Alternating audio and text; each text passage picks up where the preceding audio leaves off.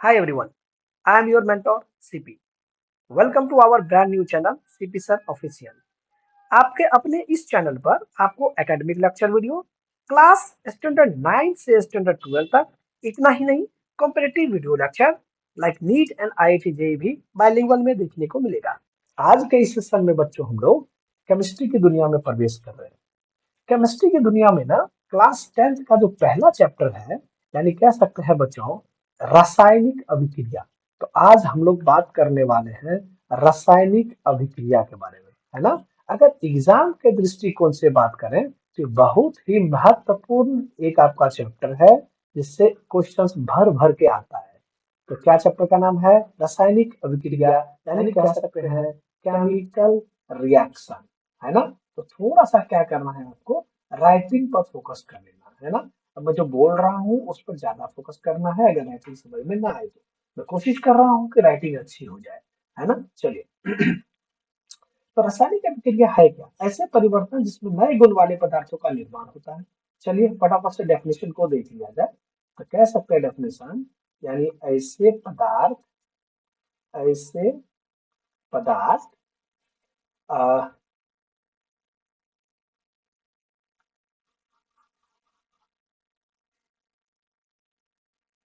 Definition को देख लिया जाए तो डेफिनेशन क्या होगा? ऐसे परिवर्तन, चलिए लिख लेते हैं, ऐसे परिवर्तन जिनमें ऐसे परिवर्तन जिनमें नए गुणों वाले नए गुणों वाले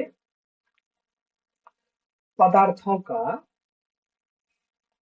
पदार्थों का निर्माण होता है, निर्माण होता है, रासायनिक अभिक्रिया कहलाता है। क्या कहलाएगा?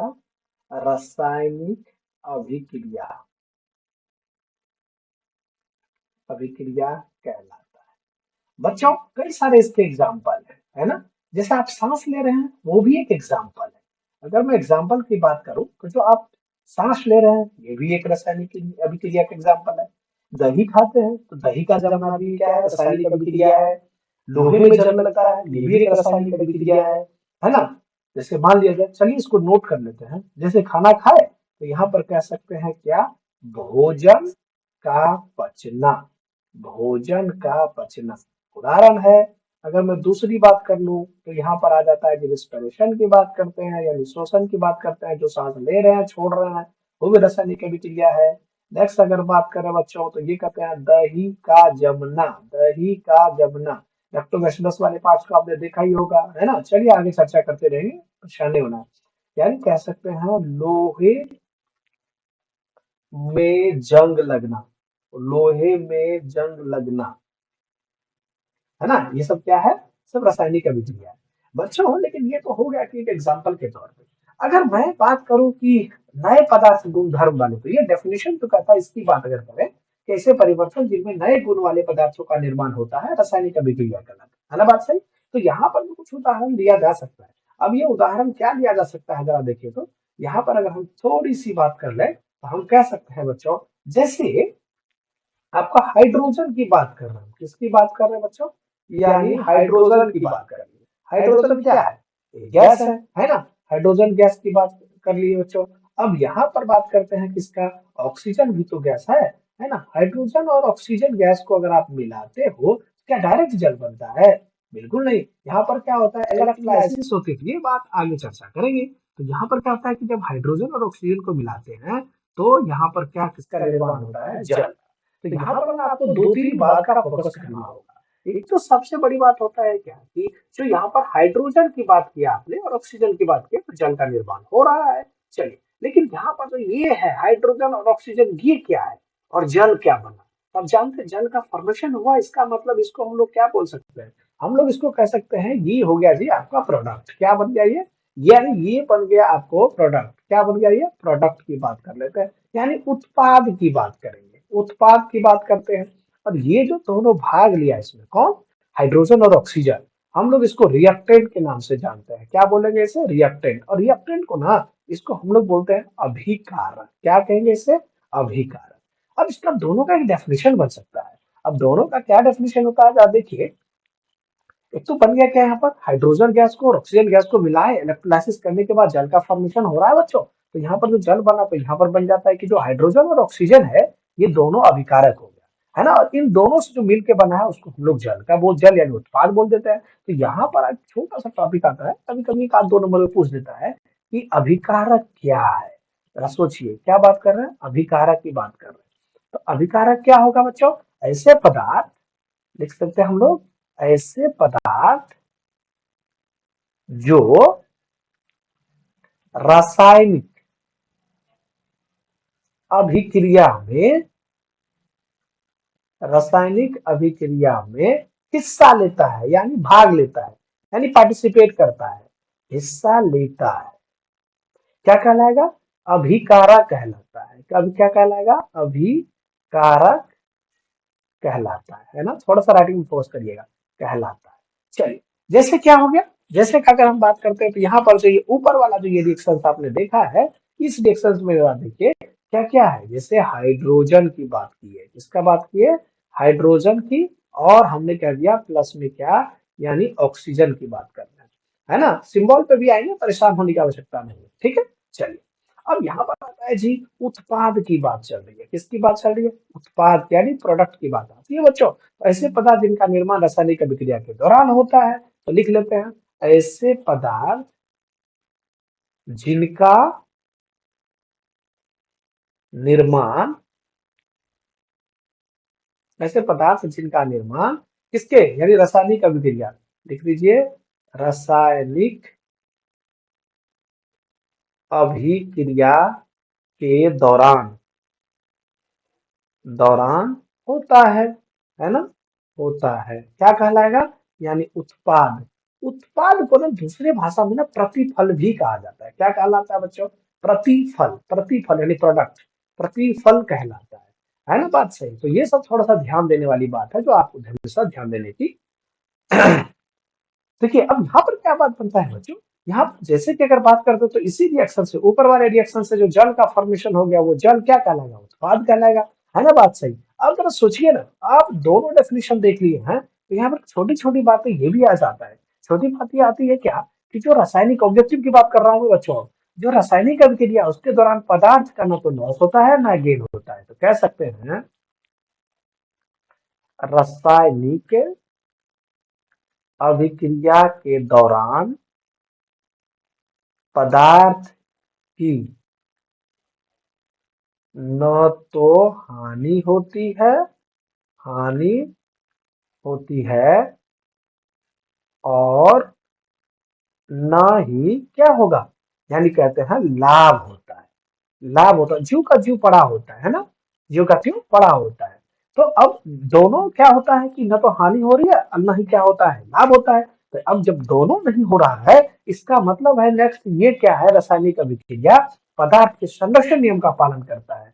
अतः कह सकते हैं, यानी रासायनिक अभिक्रिया पदार्थ, या पदार्थ को दूसरे भाषा में द्रव्य भी कहा जाता है, द्रव्य, तो थोड़ा ध्यान दीजिएगा, द्रव्य का संरक्षण, द्रव्य का संरक्षण नियम, द्रव्य का संरक्षण नियम भी कहा जाता है, या द्रव्य का संरक्षण नियम का पालन करता है। अभी हम दिखाएंगे कैसे पालन करता है ना। चलिए, अब एक बात बताइए, यहाँ पर हमने कहा था क्या, अभी मैंने कहा हाइड्रोजन गैस ले लीजिए और प्लस में क्या लेते हैं जी, हमने ऑक्सीजन गैस की चर्चा किया मैंने।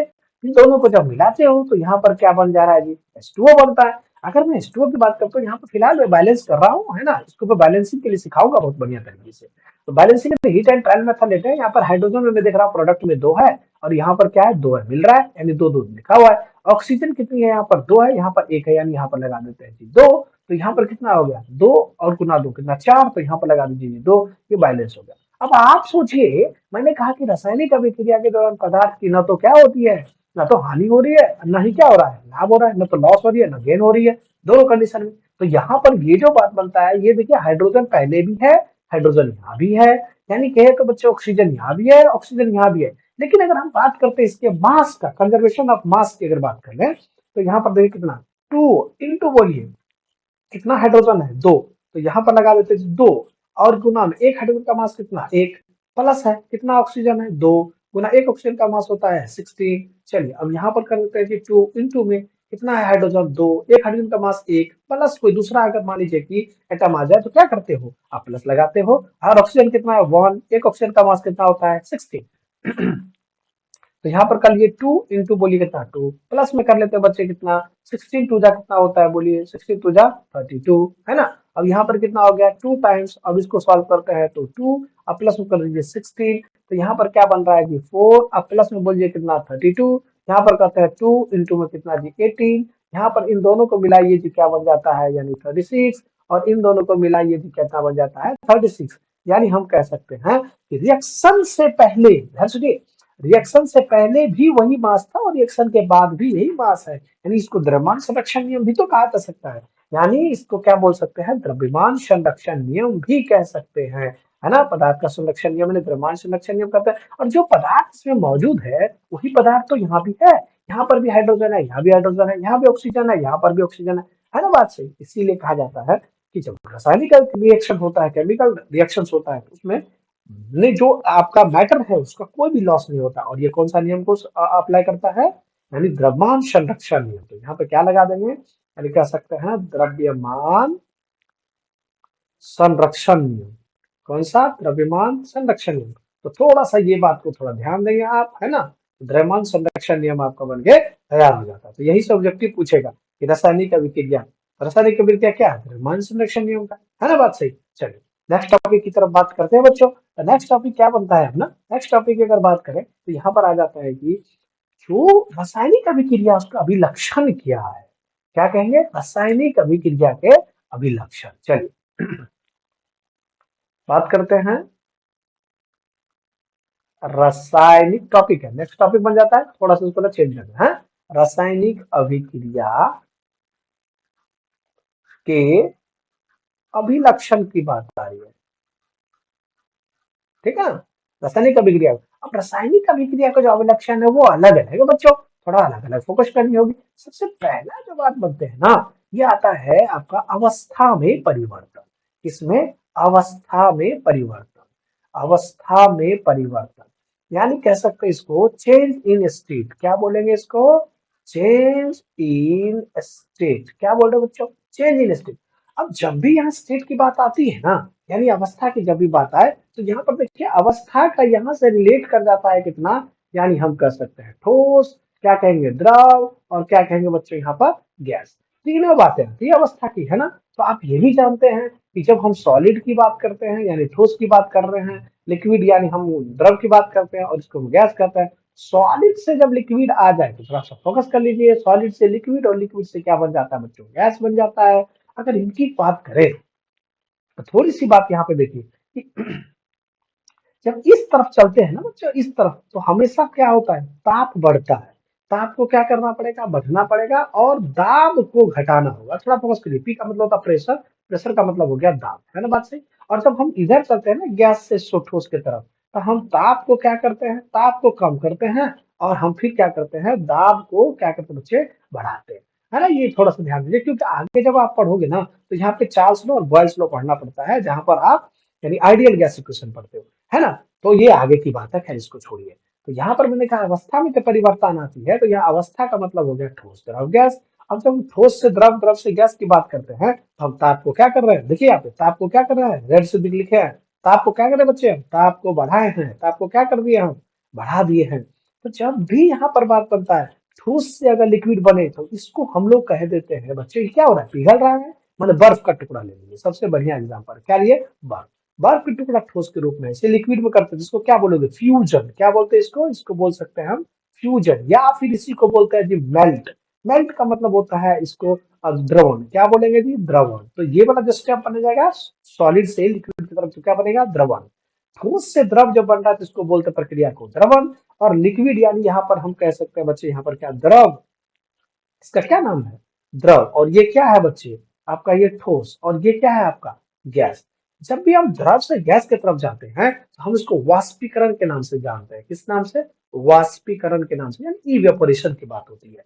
अब जैसे ही यहाँ पर देखिए, अब जैसे यहाँ पर क्या होता है कि गैस से आपका लिक्विड बन रहा है, मैंने गैस से आपका क्या बनता है, ये वाला चिन्ह देखिए बच्चे, ये वाला। अगर गैस से क्या बन रहा है आपका, द्रव बन रहा है, तो हम लोग इसको संघनन कहते हैं। क्या कहेंगे इसको, संघनन कहेंगे, है ना। कंडेंसेशन की बात आती है। और द्रव से जब ठोस बनता है तब इसको हम लोग बोल दे सकते हैं यानी रवाकरण, यानी कह सकते हैं इसको जमना। क्या कहेंगे, जमना। जैसे आप पानी को फ्रिज में रखते हो ना, पानी को फ्रिज में रखते हो तो क्या बन जाता है, बर्फ बनता है कि नहीं बनता है, सोचो। इसको क्या बोलेंगे, जमना ही कहेंगे ना बच्चे। तो यहाँ पर बन जाता है आपका जमना।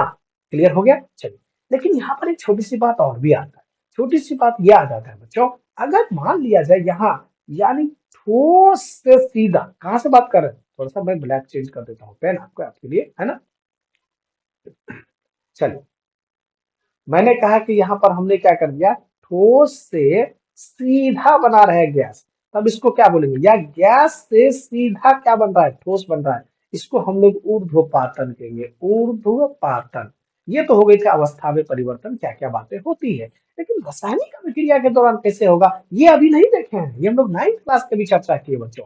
अभी हम 10th पर अब कूदेंगे, है ना। तो क्या होता है, इस प्रकार का अगर आपको चीजें दिखाई दे रही हो तो आप सीधा सीधा कहेंगे इस ठोस से, यानी ठोस से द्रव का बनना मतलब हो जाता है द्रवण, और द्रव से अगर मान लीजिए गैस बन रहा है तो वाष्पीकरण, और यहाँ पर गैस से अगर द्रव बन रहा है तो संघनन, द्रव से अगर ठोस बन रहा है तो इसको बोलते हैं जमना, और डायरेक्ट मान लीजिए ठोस से क्या बने गैस, या गैस से ठोस बने बिना द्रव में बदले हुए, तब इसको बोलते हैं ऊर्ध्वपातन। जैसे ऊर्ध्वपातन का एक छोटा सा एग्जाम्पल अगर हम बात करें, तो ऊर्ध्वपातन का थोड़ा सा एग्जाम्पल बनता है जी, ठोस कार्बन डाइऑक्साइड। क्या आएगा इसका उदाहरण, यानी उत्पादन का अगर उदाहरण की बात करें तो ठोस कार्बन डाइऑक्साइड, ठोस कार्बन डाइऑक्साइड, या फिर आ जाता है इसका दूसरा अगर कोई देखा जाए तो हम कह सकते हैं कपूर। क्या बोलेंगे इसको, कपूर बोल सकते हैं, है ना।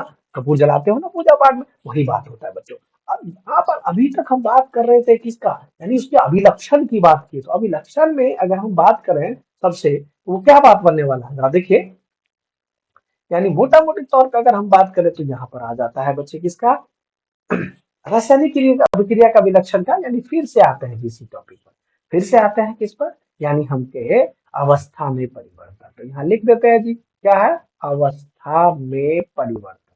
इसका मतलब क्या हो गया,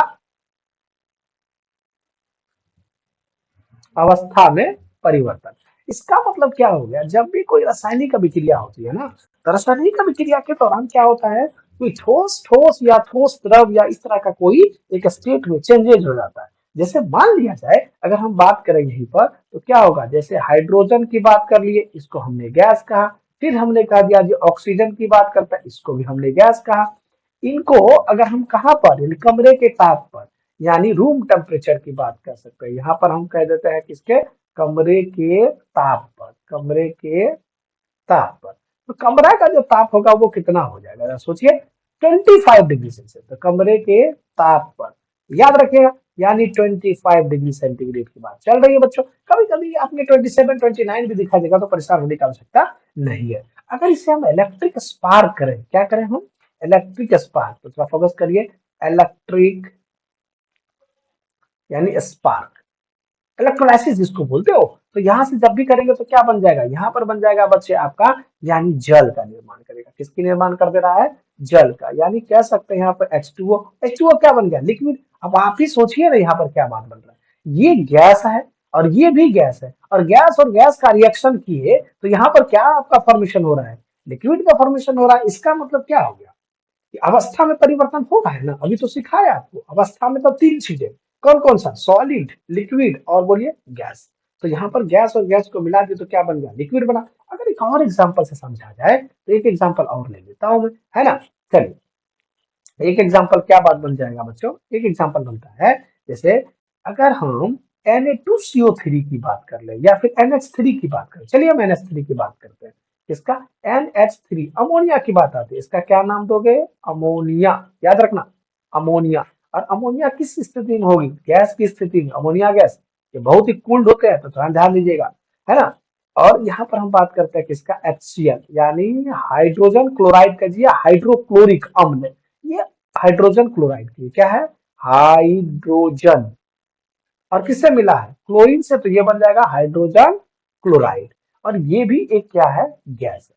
अब जब इन दोनों को मिलाओगे ना, कहां पर, सेम कंडीशन पर, 25 डिग्री सेंटीग्रेड, यानी कमरे के ताप पर, रूम टेम्परेचर, कहां पर बात कर रहे हैं हम लोग, यानी रूम टेम्परेचर पर। जो रूम टेम्परेचर की बात करते हैं बच्चों, यानी ये R है, तो रूम टेम्परेचर की जब भी बात करें तो यहाँ 25 से 29 तक की लेंगे, 30 भी कभी कभी दिखाई देता है, लेकिन आप 25 का जिक्र करेंगे। तो यहाँ पर क्या बात बनेगा, इस अभिक्रिया का बनेगा NH4 और Cl का निर्माण करता है। क्या कर रहा है, NH4 और Cl, है ना बात सही। तो यहाँ पर NH4 Cl की बात करूं तो ये होता है अमोनियम क्लोराइड। इसका नाम क्या बनेगा, अमोनियम, अमोनियम क्लोराइड। तो थोड़ा ध्यान दीजिए क्या बन रहा है, अमोनियम क्लोराइड। और ये जो कड़ा होता है ना इसका अमोनियम क्लोराइड, ये क्या बन गया बच्चे, अब अमोनियम क्लोराइड जब भी बनेगा तो ये पाउडर बन जाता है। तो ये देखिए सॉलिड बना कि नहीं बना अमोनियम क्लोराइड, तो अमोनियम क्लोराइड बन गया क्या, यानी सॉलिड। हम कह सकते हैं इसका जो कलर होगा वो कलर क्या हो जाएगा बच्चे, यानी सफेद कलर का होता है, सफेद रंग का, सफेद पाउडर कह दीजिए, सफेद पाउडर, है ना बात सही। तो दूसरे नंबर पर बन जाता है आपका, यानी कि है गैस की उत्पत्ति। क्या बात करेंगे, गैस की उत्पत्ति, गैस की उत्पत्ति, चलिए यानी फॉर्मेशन ऑफ करते हैं गैस, क्या बोलेंगे, फॉर्मेशन ऑफ गैस। तो फॉर्मेशन ऑफ गैस की बात करते हैं तो रासायनिक अभिक्रिया के दौरान ना गैस का भी फॉर्मेशन होता है। जैसे मान लिया जाए कैसे गैस का फॉर्मेशन कैसे हुआ, जैसे मान लो यहाँ पर हम जेडन की बात करते हैं, किसकी बात करते हैं, जेडन सॉलिड है, जेडन क्या है, सॉलिड है यानी ठोस है। और ये जिंक की बात की, इसको हम लोग क्या बोल सकते हैं, इसको बोल सकते हैं जिंक। जिंक को किसके साथ जोड़ रहे हैं, H2SO4, H2SO4 की बात की। अब H2SO4 है कौन, H2SO4 जो है ये तनु है, क्या है ये, तनु। अब यहाँ पर ना थोड़ा सा तनु की बात कर रहे हैं, यानी कहते हैं डाइल्यूट की बात कर रहे हैं। इसको अगर इंग्लिश टर्म देखें तो कहीं पर आपको केमिकल रिएक्शन में लिखा होगा DIL, डाइल्यूट, और कहीं कहीं आपको CONC दिखा देता है, कंसंट्रेट, है ना। तो चलिए जरा सोचिए, तनु और कंसंट्रेट की बात करते हैं, आखिर है क्या ये। यदि बात करें, सोचिए, डाइल्यूट तब होता है बच्चे जब जल की मात्रा किससे, यानी कहते हैं अम्ल की मात्रा से अधिक हो, किससे, जब जल की मात्रा हमेशा क्या बनेगा, अम्ल की मात्रा से अधिक हो जाए, तब ये डाइल्यूट होगा। और CONC दिखा देगा कॉन्सेंट्रेटेड, इसको कॉन्सेंट्रेटेड बोलते हैं। तो ये तब कहलाएगा कॉन्सेंट्रेटेड, अगर दिखा तो इसका मतलब है कि जो आपका जल है वो कम होगा और अम्ल की मात्रा ज्यादा हो जाएगा, ये तब कॉन्सेंट्रेट होगा। और डाइल्यूट में क्या होगा, जब जल की मात्रा ज्यादा हो रहा है किससे, अम्ल से, जो प्रेजेंट हो रही है उसमें, यानी फ्लास्क में, है ना। तो यहाँ पर बात आएगा डाइल्यूट और कॉन्सेंट्रेटेड, आपने समझ गए, इसको हम लोग तनु के नाम से जानते हैं, और इसका हिंदी शायद कॉन्सेंट्रेटेड का फिर देख लिया जाएगा, ठीक है। चलिए फिलहाल की अगर बात करते हैं बच्चों, तो आते हैं अपने टॉपिक की तरफ। अब टॉपिक क्या कहता है, आपका टॉपिक कहता है कि जो आपका गैस की उत्पत्ति हो रही है आखिर वो कैसे होती है। तो रासायनिक अभिक्रिया के दौरान कभी कभी क्या होता है कि गैस का फॉर्मेशन हो रहा है, तो हम लोग उसी को देख रहे थे, तो वहां पर एक टॉपिक आ गया अपना कि तनु और मान लीजिए कितना डाइल्यूट और कॉन्सेंट्रेशन की बात आती है। तो यहाँ पर क्या बात बनेगा, जैसे इस रिएक्शन को करोगे, मैंने कहा इस रिएक्शन को जैसे आप करेंगे तो क्या बात बनने वाला है, देखिए अब जिंक है H2SO4 है ना। तो यहाँ पर क्या होता है बच्चे, यानी H2SO4 की जब भी बात करें तो इसको बोलते हैं हाइड्रोजन सल्फेट। क्या बोलेंगे, हाइड्रोजन सल्फेट, क्या बोल रहे हैं, हाइड्रोजन सल्फेट, यानी SO4 है। अब ये अभिक्रिया बनेगा कैसे, इस अभिक्रिया के लिए ना बच्चे यहाँ पर जेड जिंक जो है ये अधिक अभिक्रियाशील है किससे, हाइड्रोजन से। तो अधिक अधिक अभिक्रियाशील वाला क्या करेगा, कम अभिक्रियाशील को हटा देगा। लेकिन अगर इसको आपको बनाने आए तो आप ऐसे कर लो जी Zn, और यहाँ पर कर लो जी क्या, यानी H2, यानी H, और यहाँ पर एक काम कर लेते हैं, H2 को हटा के हम लोग H ले लेते हैं, और यहाँ पर क्या ले लेंगे, SO4 ले लेते हैं, क्या ले लेंगे इसको, SO4, है ना। अब जरा सोचिए ना, जिंक क्या है, एक मेटल है, इसीलिए हम लोग सॉलिड गया है, यानी हम लोग क्या कहते हैं, यानी कह सकते हैं प्लस, और हाइड्रोजन भी क्या होता है प्लस, और SO4 क्या होता है माइनस, है ना बात से। तो ये दोनों जो है ये SO4 ये क्या है, रासायनिक अभिकारक है ना। तो अभिक्रिया में भाग लेने वाला, तो यहाँ से पॉजिटिव किसके पास चला जाएगा, फोकस करिए, पॉजिटिव किसको, इसको रिप्लेस करेगा तो कहाँ जाएगा, नेगेटिव के पास। तो ये बेचारा अकेला होता है, अकेला कहाँ चला जाएगा, बाहर, अकेला बाहर जाता है, इसका मतलब क्या बनेगा, अब सोचिए Zn बन रहा है और यहाँ पर SO4 बन रहा है। Zn की जो संयोजकता होती है ये +2 होती है, और इसका SO4 की जो संयोजकता होती है -2। हालांकि हम लोग इसकी चर्चा कई बार किए भी है, इसको आप क्रॉस मल्टीप्लाई कर दीजिए तो आपके पास क्या बन जा रहा है, यानी बन रहा है बच्चों ZnSO4, अब प्लस में ये जो H2 महाराज है ये बाहर चला जाएगा, हाइड्रोजन, हाइड्रोजन अगर बाहर जाता है अकेला नहीं रहता है, कोई भी एटम जो है अकेला अगर सिंगल नहीं दिखता है, वो कहाँ दिखेगा, यानी हमेशा सिंगल जो भी दिखेगा वो इनर्ट गैस दिखेगा, अक्रिय गैस ही दिखेगा, इसीलिए हाइड्रोजन को कहाँ रख देंगे, बाहर। अगर सोचिए ना ZnSO4 जो है ये क्या बनेगा, ये एक्वस बन जाता है। एक्वस का मतलब हो जाता है जलीय। आपको कहीं कहीं इस तरह की बातें दिखाई देगा ऐसा, यानी ए और बोलिए क्यों, ऐसा दिखाई देगा। और हाइड्रोजन क्या होगा, गैस, ये हमेशा कहाँ निकल जाता है, बाहर की तरफ। अगर गैस का फॉर्मेशन दिखाई दे तो समझिए इस प्रकार का एरो आपको दिखाई देने वाला ऊपर की तरफ। कहीं पर भी अगर ऊपर की तरफ अगर ये दिखाई दे तो आपको समझ जाना होगा कि यहाँ पर क्या हो रही है, गैस का फॉर्मेशन हो रहा है ना, बात सही। अब यहाँ पर आपने क्या कर दिया, रिएक्शंस में सीख गए और ये भी बना लिए, तो यहाँ पर रिएक्शंस क्या बन गया बच्चे, यानी बन गया ZnSO4। अब प्लस में बोल दीजिए कितना, H2, यानी गैस का फॉर्मेशन हो रहा है। अब आप सोचिए ना, यहाँ पर ये जलीय बन गया सॉलिड को, और आपने किसको, डाइल्यूट को मिलाए, तो आपका यहाँ पर क्या हो रहा है, अवस्था भी परिवर्तन हो रही है ना, और गैस की भी उत्पत्ति हो रही है। तो ये बहुत बढ़िया आपका एक एग्जाम्पल है। चलिए, अगर नेक्स्ट एक एग्जाम्पल से देखें तो क्या बात बनने वाला है, अगर नेक्स्ट एग्जाम्पल की बात कर ले बच्चों, तो यहाँ पर एक छोटी सी बात आती है एक और अभिक्रिया का, और एक अभिक्रिया जो सबसे अधिक बार आपका पूछे जाने वाला है 1 मार्क्स में, तो उसको थोड़ा सा फोकस करिएगा, वो क्या है, तो देखिए। अगर हम एक छोटा सा फ्लास्क लेते हैं, कॉनिकल फ्लास्क ले लेते हैं, ठीक है, चलिए एक कॉनिकल फ्लास्क लेते हैं जी, है ना, चलिए ये आपके बुक में ऑलमोस्ट होगा। चलिए कॉनिकल फ्लास्क कैसा बन गया जी, चलिए कॉनिकल फ्लास्क की बात कर लेते हैं।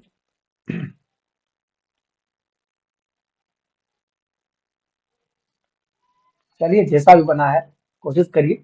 अब यहाँ पर कॉनिकल फ्लास्क है, कॉनिकल फ्लास्क में करते क्या है बच्चे, यहाँ पर हम लोग छोटा सा टुकड़ा डाल देते हैं, सेम अभिक्रिया चल रही है यहाँ पर, तो यहाँ पर क्या करेंगे हम लोग, यहाँ पर HCl डाल देते हैं, यानी तनि सल्फ्यूरिक अम्ल। यहाँ पर ये जो डल रहा है बच्चे, ये डल रहा है तनु सल्फ्यूरिक अम्ल, ये क्या है, यानी डाइल्यूट, यानी तनु क्या बन रहा है, तनु सल्फ्यूरिक अम्ल। सल्फ्यूरिक अम्ल का मतलब क्या होगा, SO4, है ना, बात सही, तनु सल्फ्यूरिक अम्ल। अब यहाँ पर तनु सल्फ्यूरिक अम्ल डाल दिए। अब इसके बाद करते क्या हो, इसमें छोटा सा जस्ता डाल दीजिए, इसमें छोटे छोटे कण को, जस्ता को गिराइए। अब जैसे ही इसको छोटे छोटे कण को क्या करोगे, जस्ता को डालोगे यहाँ पर, यहाँ पर यह छोटा छोटा कण दे दीजिए जस्ता, और जैसे इसके साथ अभिक्रिया होगा तनु सल्फ्यूरिक अम्ल और कहाँ पर, जस्ता का, तो यहाँ पर क्या बनेगा बच्चे, ये, अरे यहाँ पे H2 भी लगाओ, H2SO4, ठीक है। हाँ, हाइड्रोजन सल्फेट की बात करें, अब यहाँ पर जैसे जस्ता दिए, तो जस्ता देने के बाद क्या बात बनेगा बच्चे, ये इसको एकदम बंद कर दीजिए। आप देखिएगा यहाँ पर छोटी छोटी छोटी छोटी छोटी छोटे ऐसे वेपर टाइप का बन जा रहा है, और ऐसे, तो ये कौन सा गैस बनेगा, ये बन जाएगा आपको H2 गैस, कौन सा, हाइड्रोजन गैस। और इसकी परीक्षण के लिए ना आप थोड़ा सा क्या करिए, एक बकेट ले लीजिए, और इस बकेट में पूरा का पूरा क्या करिए, पानी डाल दीजिए, है ना, पानी डाल दीजिए। पानी डालने के बाद यहाँ से एक छोटी सी पतली सी पाइप क्या करिए, इसके अंदर डाल दीजिए। पतली सी पाइप जैसे डालेंगे ना, यहाँ पे पॉपअप का साउंड आएगा, यानी पटाक पटाक ऐसा आवाज आता है, ये बबल्स आना शुरू हो जाएगा, तो समझ जाएंगे आपकी यहाँ पर गैस का फॉर्मेशन हो रहा है। और कौन सी गैस का फॉर्मेशन हो रहा है, हाइड्रोजन गैस का। कौन सी गैस, हाइड्रोजन गैस। तो ये एक एक्सपेरिमेंट के तौर पे ये आपका आंसर था, है ना। 2 नंबर का क्वेश्चन, 1 नंबर का क्वेश्चन या ऑब्जेक्टिव में ये इस तरह का कोई दे, तो आपको ये सब बात समझ में आ जानी चाहिए कि क्या बन रहा है। अगर मैं थोड़ा सा और नेक्स्ट की तरफ चले, अगर अभिक्रिया की बात करें बच्चों, तो क्या बन सकता है इसकी अभिक्रिया, है ना। चलिए एक अभिक्रिया और भी ले लेते हैं जी। अभिक्रिया बन रहा है बच्चा आपका, यानी नेक्स्ट अभिक्रिया कह देते हैं कि Na2CO3 की बात करते हैं, Na2CO3। अब Na2CO3 है क्या, यानी सोडियम कार्बोनेट। किसका बात कर रहे हैं हम लोग, यानी कह सकते हैं सोडियम कार्बोनेट। अब सोडियम कार्बोनेट की अगर बात करें, और किसके साथ, सोडियम कार्बोनेट क्या है, सॉलिड है, किसके साथ जोड़ोगे, H2SO4 ही ले लो डाइल्यूट के साथ, H2SO4। तो यहाँ पर क्या बन रहा है, यानी ये बन रहा है डाइल्यूट। अब यहाँ पर अभिक्रिया करो, अभिक्रिया कराने के लिए ना आपको सिखा दिया है बच्चे, कैसे सिखा दिया जरा समझो। देखिए इनको ब्रेक करिए, तो यहाँ पर कौन दिख रहा है, यानी यहाँ पर कौन दिख रहा है, यानी CO3, क्या दिख रहा है बच्चे आपको, CO3, है ना, बात सही। चलिए यहाँ पर आपको दिख रहा है जी, यानी CO3। अब आप यहाँ इसको ब्रेक कर लीजिए, यहाँ पर H2SO4 को ब्रेक करिए, H2SO4 को ब्रेक करेंगे तो क्या बनेगा, हाइड्रोजन, और यहाँ पर क्या बनेगा, SO4 बनेगा। ये बन रहा है बच्चे आपका प्लस, ये बन रहा है माइनस, ये बन रहा है माइनस, ये बन रहा है प्लस। तो ये प्लस वाला कहाँ जाने की कोशिश करेगा, तो ये जो प्लस है ये आपके माइनस के पास जाएगा, तभी ना विक्रिया करेगा, कॉम्बिनेशन तो तभी हो पाएगा। तो सोडियम कहाँ चला जाएगा, ये चला जाएगा महापुरुष कहाँ, SO4 के पास, और ये बेचारा क्या बन रहा है, हाइड्रोजन बच रहा है। अब यहाँ पर सबसे बड़ी बात ये आ जाता है, तो ये जो जल है ये भी टूटेगा। जल क्या है? टूटेगा। अब जल जब टूटेगा तो किसमें टूटेगा? यानी CO2 में, और ये बन रहा है ऑक्सीजन में। ये जल टूटेगा ना। अब ये ऑक्सीजन बेचारा अकेला है, ये तो फुलफिल कर रहा है। फुलफिल जो किया उसको फटाफट से लिख लीजिए। जो फुलफिल किया उसको फटाफट से लिख दीजिए। आपके पास अब बचा कौन? ये बचा H+ O-। अब इन दोनों को जोड़िए। इन दोनों को अगर जोड़ेंगे तो क्या बनेगा? H और O मिलकर के इसकी संयोजकता कितनी हो जाती है? 1। और ऑक्सीजन की संयोजकता कितनी? 2। इसको क्रॉस मल्टीप्लाई कर दीजिए तो कितना बन रहा है बच्चे? H2O। यानी यहाँ पर भी क्या बन रहा है आपको? H2O, यानी जल का निर्माण कर रहा है। चलिए, अब आपके पास बचा कौन? यानी इसका पूरा का पूरा खेल तमाम हो गया है। तो आपके पास बचा Na और बच गया कौन? SO4। तो NaSO4 लगा दीजिए। Na और SO4 ये बनता कैसा अभिक्रिया? सोडियम की संयोजकता हो जाती है +1, सल्फर सल्फेट की संयोजकता हो जाती है -2। इसको क्रॉस मल्टीप्लाई कर दीजिए बच्चों। क्रॉस मल्टीप्लाई करेंगे तो यहाँ पर क्या बात बनने वाला है? ये बन जाएगा आपको Na2SO4। क्या बन रहा है? Na2SO4। समझिए, अगर मैं थोड़ा सा और बढ़िया से इसको अगर थोड़ा सा लिखे तो यहाँ पर क्या क्या बना था जरा फोकस करिए। आपका जो अभिक्रिया है ये बन गया बच्चों, यानी कहते हैं यहाँ पर तो Na2SO4 और प्लस में बन रहा है आपका क्या? जल। प्लस में बन रहा है क्या? आपका कार्बन डाइऑक्साइड। तो ये जो गैस है इसकी उत्पत्ति हो जाती है, कार्बन डाइऑक्साइड बाहर निकल जाता है, तब आपके पास क्या बन गया? Na2SO4। यानी Na2SO4 को बोल सकते हैं सोडियम सल्फेट। इसका क्या नाम होगा? Sodium sulphate. तो थोड़ा फोकस करिएगा बच्चे। सोडियम सल्फेट, और इसका नाम क्या है? जल। और ये क्या है? इसको बोल सकते हो आप कार्बन डाइऑक्साइड। Carbon dioxide. ये इस प्रकार से अभिक्रिया बनता है। थोड़ा फोकस करिएगा, है ना बात से। चलिए थोड़ा नेक्स्ट की तरफ चलते हैं। एक अभिक्रिया और ले लिया जाए क्या? चलिए एक अभिक्रिया और लेते हैं ताकि आपके क्वेश्चंस भी आए तो आपको छूट ना पाए। चलिए नेक्स्ट अभिक्रिया की बात अगर करें बच्चों तो यहाँ पर हम बात करते हैं दूसरा अभिक्रिया FeS। FeS ये भी एक यानी ठोस है, यानी कह सकते हैं क्या FeS का क्या नाम होगा? सोचो FeS हो जाता है फिर आयरन सल्फाइड। क्या बनेगा? आयरन सल्फाइड, है ना बात सही। चलिए अब यहाँ पर जिसके साथ अभिक्रिया करेंगे H2SO4। H2SO4 H2SO4 और इसको हम लोग डाइल्यूट ले लेते हैं। H2SO4 की जब भी बात करेंगे फिर वही काम आप करिए। रासायनिक अभिक्रिया बनाने के लिए सिखा दिया है। यहाँ पर कौन कौन है जरा देखिए। ये है बच्चे Fe और कौन है S। फिर इसको भी आप ब्रेक कर लीजिए। ये कौन है बच्चे? हाइड्रोजन। और ये कौन है? ये सल्फेट। अब जरा सोचिए, ये चूंकि आयरन लोहा होता है इसलिए प्लस है, चूंकि मेटल होता है, और ये सल्फर क्या होता है? माइनस। अब कैसे पता चलेगा माइनस होता है? सल्फर का जल्दी से संयोजकता निकाल, संयोजी इलेक्ट्रॉन निकालिए। तो सल्फर का हो जाता है 16, यानी 2 8 6। और आपको बता रखे हैं कि जैसे ही 4 या 4 से ज्यादा हो, 4 या 4 से ज्यादा क्या, यानी संयोजी इलेक्ट्रॉन 4 या 4 से ज्यादा हो जाता है संयोजी इलेक्ट्रॉन, तो 8 से माइनस कर दीजिए तो वो उसकी संयोजकता निकलती है। और जिसको माइनस करते हैं वहां पर हमेशा माइनस के चिन्ह लगाइए। तो ये इसका क्या बन गया? ये बन गया आपको संयोजकता, है ना। तो जरा सोचिए ना, अब यहाँ पर सल्फर की संयोजकता कितना बन गया? सल्फर का संयोजकता हो गया कितना? यहाँ पर होता है माइनस, माइनस लगा सकते हैं। और ये हाइड्रोजन का क्या? प्लस। और सल्फेट का कितना होता है? Minus minus. ये तो बहुत बढ़िया से आप सीख चुके हो। तो अब आप इसका अभिक्रिया करने की कोशिश करिए। अभिक्रिया करिए और जल्द से देखिए तो बन रहा है कि नहीं बन रहा है बच्चे। बनेगा, बिल्कुल बनेगा आपसे। और ये आसान भाषा में बनने वाला है। तो देखिए, अभी अगर आप अभी अभी चैनल पर जुड़े हैं तो क्या करिए कि आप सबसे पहले इस चैनल को सब्सक्राइब कर लीजिए, है ना, ताकि आपके पास नोटिफिकेशन पहुंचता रहे और आप कंबल में बैठे दुबके हुए आराम से पढ़ते रहे, है ना। चलिए यहाँ पर क्या करते हैं? FeS minus minus S plus. अब ये प्लस किसके पास जाएगा? दिमाग लगाओ, प्लस किसके पास जाने वाला है? माइनस के पास जाएगा। तो F किसके पास जा रहा है? ये इसके पास चला जाएगा। जाएगा क्या? यानी अब बचा कौन आपके पास? H और S। तो देखिए ना क्या बन रहा है। यहाँ पर जो अभिक्रिया खुलने वाला है बच्चों कितना आसान सा है। यहाँ पर अगर बात करें कि Fe है, SO4 है बच्चे, यहाँ पर जो आयरन का संयोजकता होता है ये होता है +2। इसकी अगर बात करें तो ये होता है -2, कैंसल आउट हो गया। इन दोनों को कंबाइन कर दीजिए तो यहाँ पर जो आपकी अभिक्रिया बन जाएगा FeSO4। बन रहा है कितने बन रहा है? और ये कैसा बनेगा? जलीय। जलीय को बोलते हैं एक्वस, AQUOUS, एक्वस। प्लस में आपके पास बच कौन रहा है? ये दो लोग, यानी कौन? हाइड्रोजन और सल्फर। हाइड्रोजन की संयोजकता +1, इसकी संयोजकता -2, क्रॉस मल्टीप्लाई कर दीजिए तो यहाँ पर बन रहा है जी कौन सा? H2S, यानी हाइड्रोजन सल्फाइड। इसका क्या नाम हो गया? Hydrogen sulphide. और हाइड्रोजन सल्फाइड एक गैस है जिसकी क्या हो जाएगी? उत्पत्ति हो जाएगी, यानी बाहर की तरफ एरो लगेगा। इसका क्या नाम है? Hydrogen sulphide. इसका नाम है बच्चे आयरन सल्फेट। क्या बोलेंगे? लौ सल्फेट कह सकते हो आप, या आयरन सल्फेट कह सकते हो, जो आपके मन में विचार आ जाए। आयरन कह दीजिए या लॉ सल्फेट कहिए, है ना। चलिए तीसरी बात अगर करें ना, कैरेक्टरिस्टिक्स की अगर बात करें, तीसरी हम किसकी बात कर रहे हैं? तीसरी कैरेक्टरिस्टिक्स की अगर तीसरी की बात करें बच्चों, तो क्या बात बनता है? थर्ड की बात करने वाले हैं हम लोग। थर्ड जो आता है यह था रंग में परिवर्तन। रंग में परिवर्तन, रंग में परिवर्तन, है ना। यानी कह सकते हैं चेंज इन कलर। क्या बोलेंगे? यानी कह सकते हैं बच्चों चेंज इन कलर, यानी रंगों में परिवर्तन की बात आती है। अब रंग में परिवर्तन कैसे होगा? जब भी रासायनिक अभिक्रिया होगा ना, तो कभी कभी क्या होते हैं, कभी उजला, कभी पीला, कभी मान लो कि क्या बोलते हो, पिंक, गुलाबी, इस तरह के कलर बनते चले जाते हैं।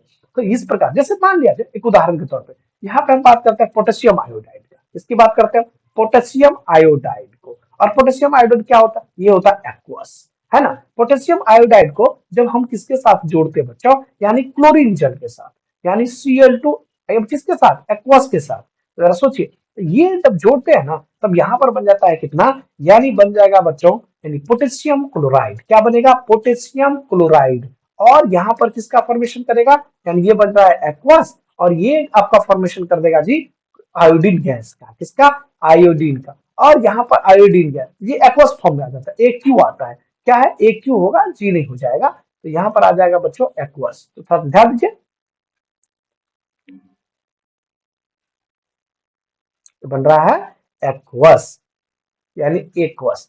अब जरा सोचिए ये क्या बन रहा है। अगर हम कलर की बात करें, तो पहले मैं अभिक्रिया बता देता हूं हुआ कैसे है। इनमें कितने लोग दिख रहे होंगे, कितने एटम्स दिख रहा है? इन लोग की मतलब यहाँ एटम से रख रहा हूं मैं, ताकि सबको अच्छा समझ में आए। यहाँ पे क्लोरीन है इकलौता। क्लोरीन पर क्या लगता है? माइनस। आयोडीन पर क्या लगता है? माइनस। पोटेशियम पर क्या लगता है? प्लस। अब ये प्लस वाला किसके पास जाएगा? माइनस के पास। ये कहाँ जाएगा? अकेला कहाँ जाएगा? चल अकेला चल, बाहर निकल जाएगा। तो अकेला बाहर निकल जाएगा। के और सीएल की बात करते हो, के और सीएल की बात कर लीजिए। के का जो आपका जो वैलेंसी होता है कितना हो जाता है? +1। सीएल का कितना होता है? यानी -1। अब ये आपस में क्रॉस मल्टीप्लाई कर दीजिए, तो क्या बन रहा है? केसीएल बन रहा है कि नहीं बन रहा है? यानी हम क्या करते हैं, जब कॉम्बिनेशन कर देते हैं नेगेटिव और पॉजिटिव चीज को हम लोग हटा देते हैं, तो यहाँ पर किसका फॉर्मेशन हो गया? केसीएल का। अगर हम केसीएल की बात करते हैं तो ये किस फॉर्म में? एक्वस फॉर्म में। यानी हम कह सकते हैं पोटेशियम क्लोराइड। इसका क्या नाम हो गया बच्चों? इसका नाम है पोटेशियम, पोटेशियम क्लोराइड। क्या नाम बन गया इसका? पोटेशियम क्लोराइड, है ना बात सही। चलिए अब यहाँ पर आई टू की बात करते हैं। आई टू का जो कलर हो जाएगा वो ब्राउन कलर का होगा। कौन सा कलर? Brown colour. कौन सा कलर? Brown colour. यानी ये बन जाता है जी भूरे रंग का। कौन सा रंग बनेगा? भूरे रंग का। अब भूरा रंग का मतलब कैसा?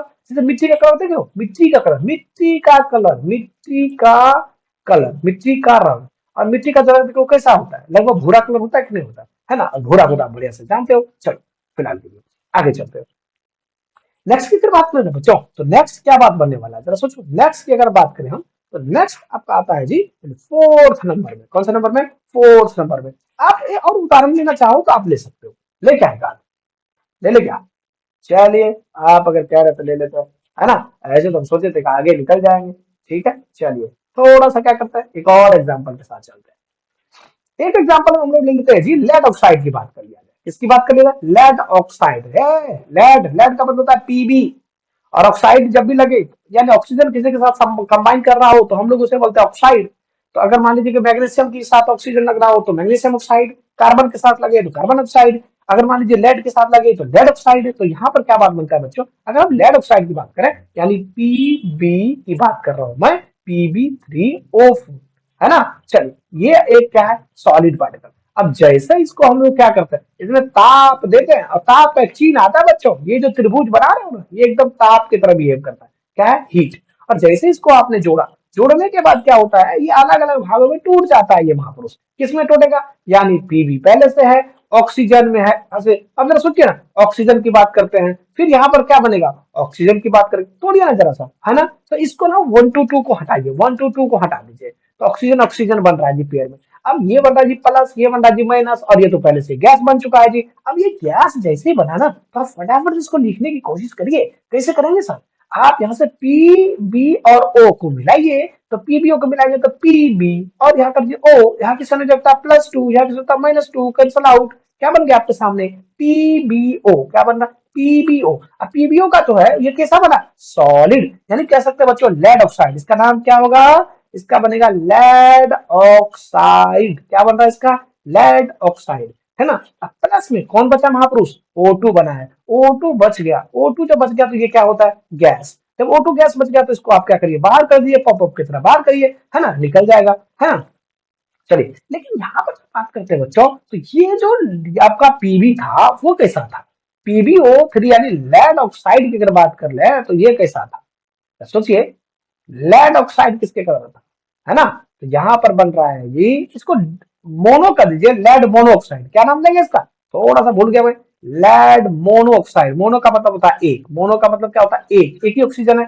यहाँ पर 3 4 दे दिया है, इसीलिए इसका नाम दे दिया ऑक्साइड। तो एक नाम आ जाएगा सेम, इसलिए हम लोग थोड़ा सा इसको भिन्न करने की कोशिश की है ना। चलिए, इसका जो कलर होता है PbO4 का, ये होता है रेड कलर। कौन रंग का होता है? कौन रंग का होता है? ये लाल रंग का। कौन सा रंग बनेगा? लाल रंग। तो ये बनेगा पीबी यानी लेड ऑक्साइड। क्या बोलेंगे इसको? Lead oxide. क्या बन रहा है? Lead oxide. तो फोकस करिएगा, लेड ऑक्साइड। चलिए, अब ये लेड ऑक्साइड बनकर तैयार है। कैसा रंग था? लाल। जैसे ही यहाँ पर इसको ताप यानी इसको क्या किए? गर्म करने पर, जैसे ही गर्म किए तो इसका जो रंग है ये कैसा रंग हो गया? येलो रंग। कैसा? यानी कह सकते हैं YELLOW। दिख उसी रंग से है, येलो कलर। कैसा बनेगा? Yellow colour. यानी इसका अगर हम रंग की बात कर ले तो ये पीला रंग का हो जाएगा। कैसा होगा? पीले रंग का। देखो हमने लिखा तो उसी कलर से था, पीले रंग का, है ना। और ऑक्सीजन गैस का फॉर्मेशन हो रहा है। तो ये थी जी अभी तक के रंग में परिवर्तन। अभी आप देखना शुरू कर रहे थे यानी रासायनिक अभिक्रिया, और अभी जो हम लोग देख रहे हैं, हम लोग देख रहे हैं अभिक्रिया के अभिलक्षण, है ना। बात सही। चलिए, फिलहाल के लिए बात करते हैं, नेक्स्ट अभिलक्षण पर चलते हैं। अभिलक्षण नंबर आते हैं जी 4। अभिलक्षण नंबर 4 की जब भी बात है, बड़ा ही इंपॉर्टेंट है ये अभिलक्षण नंबर 4। ये बहुत इंपॉर्टेंट है, इसलिए इंपॉर्टेंट है क्योंकि यहाँ पर ये बहुत ही इस पे विविया क्वेश्चन करते हैं, 2 नंबर का क्वेश्चन डाल देता है इसमें ना। हम बात करेंगे ताप में परिवर्तन। किसकी बात कर रहे हैं? ताप में परिवर्तन, ताप में परिवर्तन, ताप में परिवर्तन। बच्चों, ताप में परिवर्तन की बात करते हैं यानी कह सकते हैं change in temperature, change in temperature, है ना। Change in temperature. अच्छा, ताप में परिवर्तन क्या हो सकता है? अरे जब आप छूते हो, सबसे पहले सोचिए ताप है क्या? अरे टेम्परेचर है क्या? किसी बॉडी को ठंडा या गर्म करने के लिए जो पता लगाते हैं उसी को तो ताप कहते हैं, है ना। किसी बॉडी को ठंडा गर्म का पता लगना ताप कहलाता है। और ताप में परिवर्तन की बात आती है तो ठंडा और गर्म दो ही बात होती है बच्चे। यहाँ पर जब भी बात आती है ताप का तो यहाँ पर होगा या तो ठंडा या तो आएगा जी गर्म। और जब भी ठंडा गर्म की बात करते हैं ना तो यहाँ पर ऊष्मा की बात आ जाएगी। दोनों में दोनों ऊष्मा आएगा, तो थोड़ा सा फोकस करिएगा। ये भी ऊष्मा यानी हीट की बात कर रहे हैं, ये भी हीट की बात कर रहे हैं। जैसे ही ठंडा की बात करें ना तो ऊष्मा माइनस आ जाएगा। जैसे ठंडी के मौसम में कैसा भी आपको ठंडा ठंडा लग रहा होगा, और ये जब ऊष्मा की बात करते हैं तो यहाँ पर क्या आ जाता है जी? प्लस आता है। कहीं पर भी प्लस ऊष्मा दिखाइए। कहाँ पर? यहाँ पे प्रोडक्ट में। कहाँ पर? यानी प्रोडक्ट में। ध्यान से, प्रोडक्ट में अगर प्लस दिख रहा हो इसका मतलब है कि यह क्या है? यहाँ पर 2 बातें आएगी। इसका मतलब बन जा रहा है यानी ऊष्मा क्षेपी। कैसा?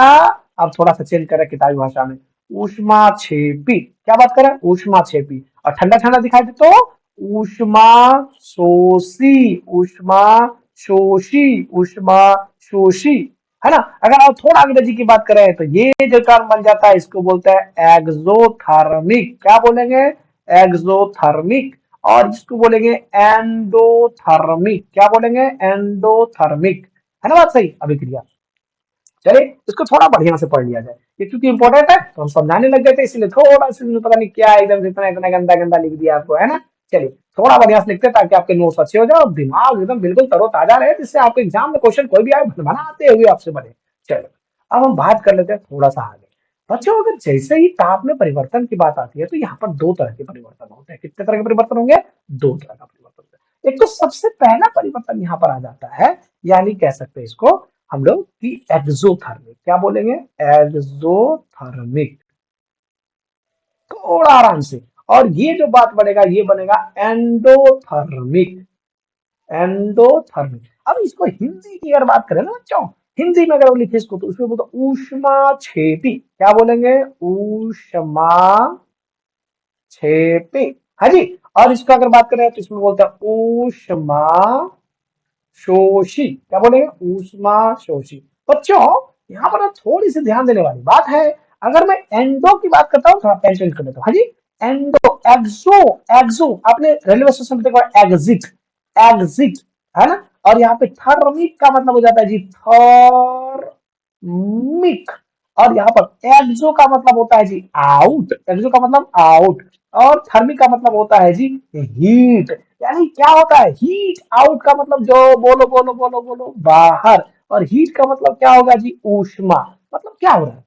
ऊष्मा अगर कहा जा रही है बाहर की तरफ, है ना, मान लीजिए, तो अब यहाँ पर बाहर और अंदर का क्या मसला है भैया? है यहाँ पर एंडो का मतलब क्या हुआ? यहाँ पर हम बात करते हैं एंडो, और यहाँ पर बात करते हैं थर्मिक, THERMIC। अब यार सोचो, एंडो का मतलब हो जाता है जी इन। रेलवे स्टेशन की बात कर लो जी। है बाहर होते स्टेशन पे ठंडा लगता है, अंदर चल जाते हैं, बैठते हैं जी कहाँ पर? पर्सनल रूम में जी। है जी, तो वहां पर क्या होता है? गर्मी के एहसास, है ना। चलिए, इन और थर्मिक का मतलब हो गया जी कौन सा? हीट। यानी इन की बात कर लिए तो इसको बोलते हैं अंदर, इसको बोल देते हैं जी कौन सा? ऊष्मा। है ना, एकदम ब्रेक कर करके पढ़ा बच्चों। अब यहाँ पर छोटी सी बात एक आ जाती है। छोटी सी बात क्या आ जाती है बच्चों? जैसे ही हमने कहा तो यहाँ पर एक छोटा सा ऐसे फ्लास्क बना लेते हैं जी, है ना। मेरा बनता भी बहुत बढ़िया से फ्लास्क है, पता नहीं आपका बन रहा है कि नहीं बन रहा है कॉपी पे, है ना। चलिए, अब इस फ्लास्क में ना कुछ छोटा सा अभिक्रिया करा दिए। अभी अभिक्रिया लिखा ही है, परेशान होने की आवश्यकता नहीं है। और इस अभिक्रिया कराए। अभिक्रिया कराने के दौरान हमने देखा क्या? एक कंडीशन ऐसा होता है, कंडीशन नंबर 1। कंडीशन नंबर 1 में ये होता है कि जैसे आप इसको छू रहे हो ना, छूने के बाद इसमें देखा, ओहो गर्म लग रहा है जी। अगर ये गर्म लग रहा है, गर्म लग रहा है, इसका मतलब क्या हो गया? ऊष्मा छेपी। क्या कहलाएगा? ऊष्मा छेपी। और यहाँ पर अगर इसको छू रहे हैं, इसको छू रहे हैं, अगर यहाँ पर थोड़ा सा ठंडा ठंडा लगे, क्या लगे? ठंडा ठंडा लगे, कूल कूल लगे, इसको बोलते हैं जो ऊष्मा शोषी। क्या है? ऊष्मा शोषी। है ना बात सही बच्चे? ऊष्मा शोषी। बच्चों लेकिन यहाँ पर एक छोटी सी बात आती है, कोई उदाहरण तो दिया जाए। तो क्या होता है ना, कभी कभी क्या होता था कि हमारे गांव वगैरह में ना लोग टोबैको वेको बहुत खाते हैं जी, है ना। गांव की बात करें, हमारे बिहार के लोग अक्सर टोबैको को बहुत पसंद करते हैं। खैनी खाना बात करते हैं जी। मैं हिंदी में लिख रहा हूँ खैनी खाना। तो खैनी कब बनते हैं जी? इसमें जब इसमें क्या देते हैं जी? चूना। और चूना को जैसे ही आप लाओगे, सॉलिड होता है जी ये सॉलिड होता है, ठोस होता है। और जैसे ही मान लीजिए कोई एक छोटा सा बर्तन में इस तरह से रखिए, और इसमें क्या कर दीजिए, ऐसे एकदम से चूना डाल दीजिए जी। है जी, चूना डाले, इसमें आपने क्या करा? ये क्या रखे हैं जी? चूना की बात कर रहा हूं मैं, है ना बात सही। और इसमें जैसे ही यहाँ से आप इधर लगा ला पानी अगर डाले, इसके अंदर क्या डाले जी? पानी। ये एकदम से यहाँ पर वेपर बन के निकलना शुरू हो जाता है जी, एकदम से ऐसा। और ये एकदम बिल्कुल क्या हो जाता है जी? गर्म हो जाता है एकदम। जैसे छुओगे तो ये आपको गर्म दिखाई देगा, है ना। इसको आगे करेंगे, टेंशन नहीं लो, है ना। तो अब यहाँ पर जैसे ही गर्म हो जाता है, जिसका मतलब ये क्या हो गया? एक्सोथर्मिक। कौन सा? एक्सोथर्मिक। है ना बात सही। और जैसे ही ये आप यहाँ पर दूसरा दूसरा एक आ जाओ, दूसरा, और इसी बीकर का अंदर ना दूसरी बातें कर लेते हैं। अब कभी कभी क्या होता है ना कि आप कार्बन को रख दीजिए उसके अंदर, और आप सल्फर को लेके आइए। कार्बन और सल्फर को जैसे मिलाओगे ना बच्चे, तो यहाँ पर इसी बीकर में क्या बात बनेगा? जरा सोचो, कार्बन और सल्फर को रखोगे तो यहाँ पर आपको ना एकदम ठंडा ठंडा फील होगा। क्या? कार्बन और सल्फर को रखोगे तो क्या बनेगा? यानी ठंडा ठंडा फील होगा। यानी माइनस क्या बन रहा है जी? हीट। समझ जाओ, प्रोडक्ट में माइनस लगा, इसका मतलब ये कौन सा है? ऊष्मा शोषी। ऊष्मा शोषी यानी आपको बीकर ठंडा लग रहा है ना बात से। चलिए, इसको थोड़ा सा केमिकल रिएक्शन से समझे। अभी तो फिलहाल हम लोग एग्जांपल ले रहे थे कि इसका, है ना। तो अब केमिकल रिएक्शन से समझना थोड़ा आसान रहेगा, हमें भी अच्छा लगेगा, है जी। चलिए, नेक्स्ट की बात कर लेते हैं। थोड़ा सा इसको क्या कर दिया जाए, एकदम से इसको पहले यहां से हटा दिया जाए। चलिए, हटा दिए जी। अब आता है जी केमिकल के थोड़े से रिएक्शंस की तरफ। हम रिएक्शंस की अगर बात कर ले तो बात करते हैं किसका? ऊष्मा छेपी का। चलिए, डेफिनेशन पहले लिख लीजिएगा। ऊष्मा छेपी यानी क्या नाम दिए? एक्सोथर्मिक। ठीक है, ऊष्मा छेपी, एक्सोथर्मिक। हम कह सकते हैं बच्चों, जिन अभिक्रियाओं में उत्पाद के साथ साथ, जिन अभिक्रियाओं में उत्पाद के साथ साथ क्या हो जाए? ऊष्मा का भी उत्सर्जन होगा, ऊष्मा का भी उत्सर्जन उत्सर्जन हो, ऊष्मा क्षेपी अभिक्रिया, ऊष्मा क्षेपी अभिक्रिया कहलाता है। बच्चों आज हम लोग थोड़ा बेसिक की बात कर रहे हैं, तो थोड़ा सा आज ना स्लो है हम लोग, लेकिन अगले जब लेक्चर लेंगे उसमें पूरा चैप्टर क्लियर करेंगे, तो ये भी फोकस बनाए रखेंगे आप। चलिए नेक्स्ट की बात कर लेते हैं। जैसे कुछ उदाहरण ले लिया जाए, उदाहरण पेश है उदाहरण आपके समक्ष। कार्बन हम लोग क्या है, सल्फर लिए, कार्बन को और किसके साथ, ऑक्सीजन एक गैस है। अगर बंधुओं गैस है तो साथियों यहाँ पर क्या बात बनेगा, कार्बन और ऑक्सीजन मिला करके क्या बन जाता है, कार्बन डाइऑक्साइड। और ये कार्बन का मतलब यहाँ पर क्या तात्पर्य है, कार्बन का मतलब हो जाता है जी कोई लकड़ी वकड़ी ले लीजिए, उसको जलाइए जी, जैसे कोयला की बात करते हैं, यहाँ पर क्या बात कर रहा है जी, कोयला। अब कोयला को ऑक्सीजन के प्रेजेंस में जब जलाओगे तो क्या होगा, कार्बन डाइऑक्साइड छोड़ेगा, कार्बन डाइऑक्साइड छोड़ेगा तो ये आपका गैस प्लस में क्या ऊष्मा नहीं छोड़ेगा, ऊष्मा नहीं जलता है। जैसे गांव वगैरह में क्या होता है ना, गोईठा की बात करते हैं जिसको और दूसरे भाषा में पता नहीं क्या बोलते हैं उसको, जो भी हो। तो गोईठा वोईठा जो एकदम आंटी वंटी जो बनाती है उसकी बात करते हैं ना। तो गोईठा को अगर जलाते हो किसके उपस्थिति में, ए महापुरुष की उपस्थिति में, यानी कह सकते हैं किसकी उपस्थिति में, यानी ऑक्सीजन की उपस्थिति में। जब भी ऑक्सीजन की उपस्थिति में जलाते हो, इसे बर्न करते हो, तो यहाँ कार्बन डाइऑक्साइड और ऊष्मा प्राप्त होता है, और इस प्रकार का जो अभिक्रिया होगा ये ऊष्मा क्षेपी अभिक्रिया होगा।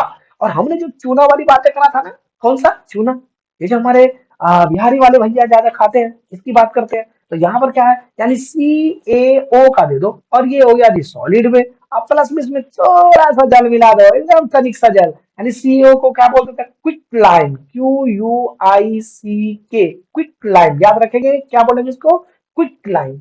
और इसको जल, ये क्या बोलते हैं जी, जल, क्या बोलेंगे जी, जल। और इसको जैसे ही मिलाओगे ना बच्चों, तो यहाँ पर क्या बनेगा, यानी ये बन जाएगा जी आपका कौन सा, CaOH का ट्वाइस, और ये बन रहा है प्लस में, बोलिए कौन सा, हीट, यानी ऊष्मा। यहाँ पर क्या, हीट की जगह क्या लिखेंगे बच्चे, ऊष्मा। उसे तेज हो गए हो, चलिए इसका क्या नाम होगा, slaked line, SLACKED, slaked line, क्या नाम इसका देंगे, स्लैक्ड लाइन, स्लैक्ड लाइन। अब यहाँ पर हीट का फॉर्मेशन हो रहा है, तो हीट क्या हो रहा है, यानी आपको देखिए प्लस में दिख रहा है, इसका मतलब क्या है, ऊष्मा क्षेपी अभिक्रिया। चलिए एक और अभिक्रिया लिया जाए। अगर हम शोषण की बात करते हैं ना बच्चों, यानी अब अभी कभी कभी आपको दिखा दे कि गैस का दहन, क्या गैस का दहन कौन सा अभिक्रिया है, तो आप कहेंगे ऊष्मा क्षेपी। तो गैस का दहन, फिर यहाँ पे लिख रहा हूं मैं, कौन सा लिख रहा हूं मैं, गैस का दहन। दहन का मतलब होता है जलना, कौन सा गैस का, ए देखिए ऑक्सीजन गैस की बात चल रही है। ऑक्सीजन गैस को दहन करते हैं किसकी उपस्थिति में बच्चे, यानी रूम टेम्परेचर की उपस्थिति में। और किसको जलाते हैं जी, कोयला को। अरे रूम टेम्परेचर इसीलिए मजाक, चलो ध्यान ध्यान दे दो। नेक्स्ट की अगर बात करें तो शोषण, यानी शोषण की जो अभिक्रिया बनती है, ये शोषण यानी रिस्पिरेशन, ये शोषण का अभिक्रिया भी क्या है, ऊष्माक्षेपी अभिक्रिया। कैसे भैया, देखो तो C6 आपने सुना होगा, C6H12O6, ये क्या बनता है बोलो, एक्वस। है क्या ये C6, नाम बताओगे तो कमेंट में, मेरे को नहीं मालूम, तुम कमेंट में बताओ। प्लस में क्या करोगे, यानी बात करते O2 इसके, यानी गैस के दान, ये देखिए। चलिए अब यहाँ पर गैस के साथ अभिक्रिया करा रहे हैं, ऑक्सीजन के साथ अभिक्रिया करा रहे हैं, तो यहाँ पर क्या बनेगा, ये बन जाता है आपका कार्बन डाइऑक्साइड गैस, और प्लस में क्या बनेगा, जल की मात्रा, है ना जी। अब एक्वस ले लेते हैं, अब प्लस में क्या बन रहा है बच्चे, यहाँ पर अगर बात करते हैं तो एक छोटी सी बात और बन जाएगा जी, वो क्या बन रहा है जरा सोचो, यहाँ पर बन जाएगा, अरे पेन कहां चला गया, हाँ प्लस में बन जाएगा क्या, यानी बनेगा जी हीट, यानी ऊष्मा। कैसे, नाक के सामने हाथ लो, नाक के सामने हाथ लो और सांस को छोड़ो, नाक के सामने हाथ लेकर सांस को छोड़ो, क्या ये गर्म फील हो रहा है, बोलो बोलो, हाँ गर्म हो रहा है। चलिए अब इसको थोड़ा सा बैलेंस कर लेते हैं, अभी के लिए बैलेंस में सिखाए नहीं है, फिलहाल के लिए हम लोग लेते हैं, कार्बन 6 है, ऑक्सीजन भी 6 है, तो यहाँ पर भी लगा देते 6, है ना। यहाँ पर भी कार्बन कितना है, 6 है जी। इसका मतलब क्या है, हाइड्रोजन अब कितना हो गया जी, हाइड्रोजन हो गया यहाँ पर कितना, सोचिए 12, और यहाँ पर कितना है जी 2, यहाँ पर भी लगा दीजिए 6, 6 गुना 2 12। अब ये सिखाए नहीं तो परेशान होने की आवश्यकता बिल्कुल नहीं है ना, हम सिखाएंगे। अभी फिलहाल आपको सिखाया कि केमिकल रिएक्शंस बनता कैसे है, तो अब ये भूल जाओगे तो देखो हम तो बुरा मान जाएंगे भाई, है ना बात सही। चलिए तो नाक के सामने आपने हाथ रखा तो क्या फील हुआ, गर्माहट है, क्या हुआ, गर्माहट, यानी मतलब सीधा सीधा बात करते हैं जी, जो शोषण है, रिस्पिरेशन है, ये भी क्या है, एक एक्सोथर्मिक अभिक्रिया। चलिए एक्सोथर्मिक गैस। अब अगर हम बात कर ले थोड़ा सा एंडो का, दूसरी कौन सा बात था, दूसरा था एंडो यानी ऊष्मा शोषी अभिक्रिया। ऊष्मा शोषी अभिक्रिया, देखो वीडियो थोड़ा सा लंबा बन रहा होगा बच्चों, है ना, तो थोड़ा सा तुम झेलने की कोशिश करना इसको, ये नहीं कि उछल कूद करके पढ़ना, फिर तो नंबर आने में भी जानते ही हो उछल कूद नंबर आएंगे। एंडोथर्मिक, एंडोथर्मिक, एंडोथर्मिक, है ना। अब एंडोथर्मिक होगा क्या, कह सकते हैं जीन अभिक्रिया में, देखिए जीन अभिक्रिया में अभिकारकों को, अभिकारकों को तोड़ने माने ब्रेक करने के लिए, इसका तोड़ने के लिए ऊष्मा, प्रकाश, अरे सूर्य प्रकाश भी चल सकती है यहां पर, ऊष्मा प्रकाश या विद्युत ऊर्जा, या विद्युत ऊर्जा की आवश्यकता हो, की आवश्यकता हो, तो उसे ऊष्मा शोषी अभिक्रिया, शोषी अभिक्रिया कहते हैं। हाजी क्या कहते हैं जी, हाजी कहते हैं सूक्ष्म शोषी अभिक्रिया कहते हैं, क्या कहते हैं जी, ऊष्मा शोषी अभिक्रिया। फॉर एग्जाम्पल की बात कर लेते हैं बच्चों, अगर बेरियम हाइड्रोक्साइड की बात करें, किसकी बात करें, चलिए थोड़ा सा कलर चेंज करते हैं, है जी, यहाँ पर बात करना मैंने बेरियम हाइड्रोक्साइड का, बेरियम हाइड्रोक्साइड की बात अगर कर ली जाए, तो बेरियम हाइड्रोक्साइड को किसके साथ बच्चे, यानी H4Cl, NH4Cl के साथ अगर हम अभिक्रिया कराएं, तो यहां पर बन जाता है जी BaCl2, अब प्लस बोल दीजिए जी NH का 3, अब प्लस बोल दीजिए जी क्या, यानी माइनस का हीट, है ना जी, माइनस बनता है, ठंडा ठंडा हो जाता है, तो थोड़ा ध्यान दीजिए। अच्छा चलिए इसका नाम लिख लिया जाए, इसका नाम क्या बनेगा, बेरियम हाइड्रोक्साइड, यहाँ पे लिखता है जी बेरियम